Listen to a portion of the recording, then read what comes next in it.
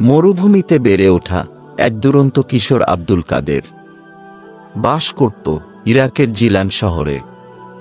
পড়ালেখায় ছিল তার গভীর মনোযোগ। সে সময়ে বাগদাদ ছিল ইসলামী জ্ঞানচর্চার কেন্দ্রবিন্দু। পৃথিবীর দূর দূরান্ত থেকে মানুষ বাগদাদে আসত জ্ঞান অন্বেষণ করতে। আব্দুল কাদের জিলানীর মা চাইলেন ছেলেকে বাগদাদে পাঠাবেন জ্ঞান অর্জনের জন্য। একদিন বাগদাদগামী এক কাফেলার সাথে আব্দুল কাদেরকে বাগদাদের উদ্দেশ্যে রওনা করিয়ে দিলেন।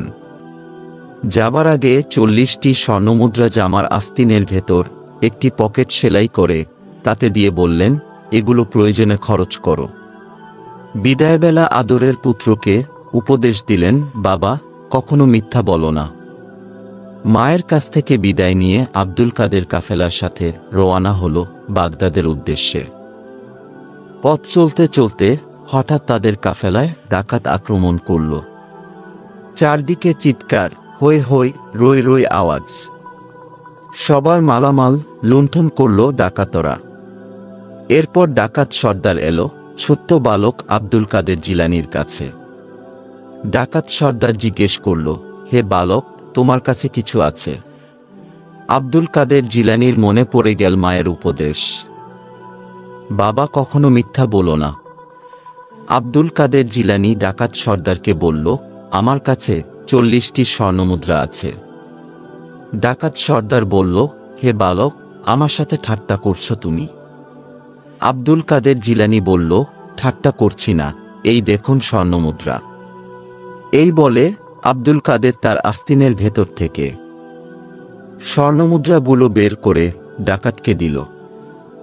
আব্দুল কাদের জিলানীর এমন কাণ্ড দেখে ডাকাত সর্দার অবাক হল। বলল, সবাই তো সম্পদ লুকিয়ে রাখে, তুমি প্রকাশ করে দিলে কেন?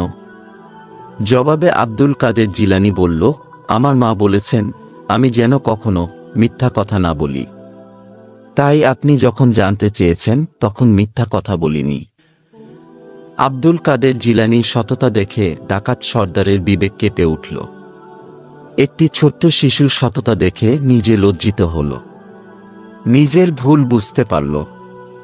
তারপর ডাকাত সর্দার তার সব সঙ্গীদের নিয়ে তওবা করে কালিমা পড়ে মুসলমান হয়ে গেল।